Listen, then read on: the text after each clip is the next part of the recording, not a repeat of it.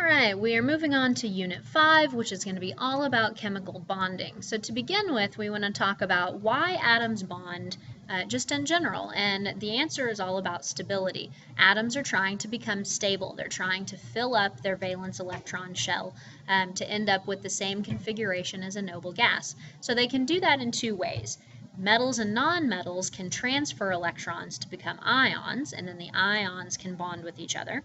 Or nonmetals can share valence electrons, which will also result in them filling up their valence shell and having a noble gas configuration. So either of those, ionic bonding or what we call covalent bonding, which is where sharing electrons happens, will help make atoms stable.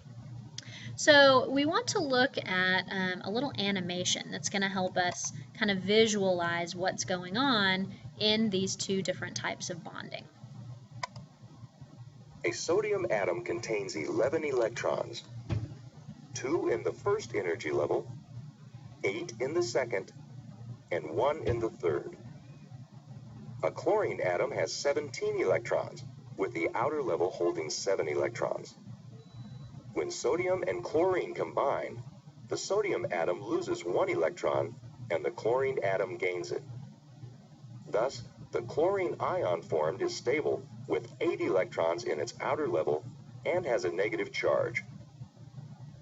Sodium has lost the 1 electron that was in its third energy level. Thus, the sodium ion has a positive charge and is stable.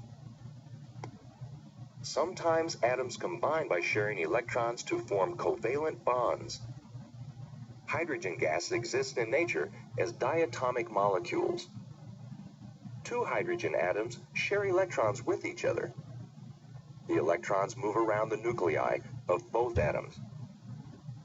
When 2 hydrogens share electrons with oxygen, they form covalent bonds to produce a molecule of water. Each hydrogen atom shares 1 electron with the single oxygen atom.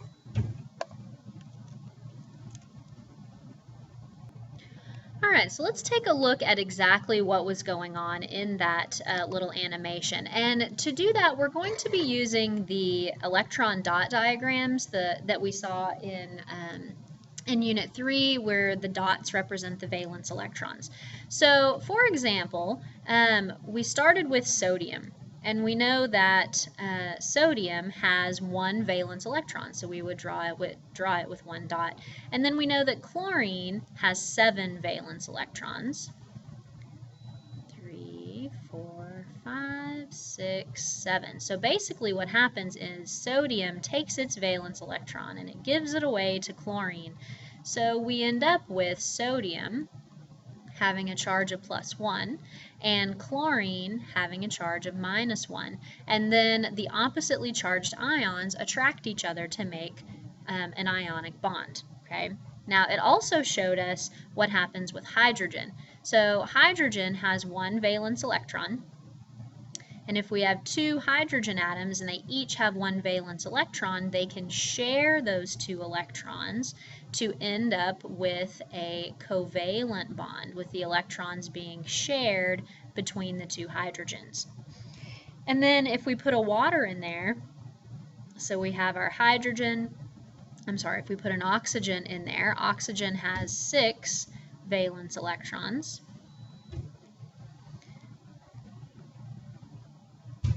So now the hydrogens can both share with oxygen, and what we end up with is 2 bonds where electrons are being shared within a water molecule. Okay, so that's what we just saw in that particular video. Okay, so we're going to look at ionic bonding and the properties that ionic bonding gives to ionic compounds and compare those to some of the properties that covalent bonding gives to molecular compounds. So to begin with, we need to look at what the ions actually do. Positive and negative ions exist in a ratio determined by the number of electrons transferred from the metal to the nonmetal, and we'll get more into that later this semester.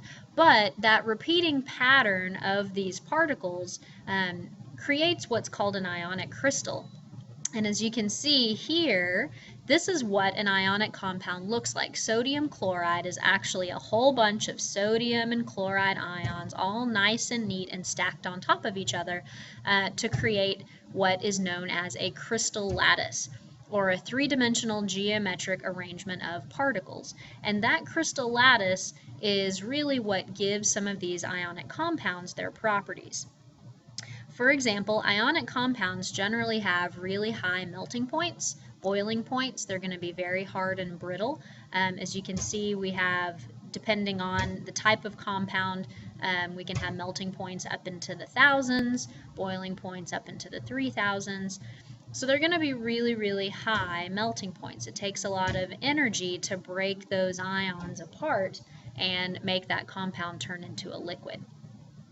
And we can also look at the fact that ionic compounds are brittle, okay? Meaning if you hit them with a hammer, they're going to shatter, they're not going to bend. And that has to do with, as you can see here, the positive and negative charges being nice and neat and locked into a specific position.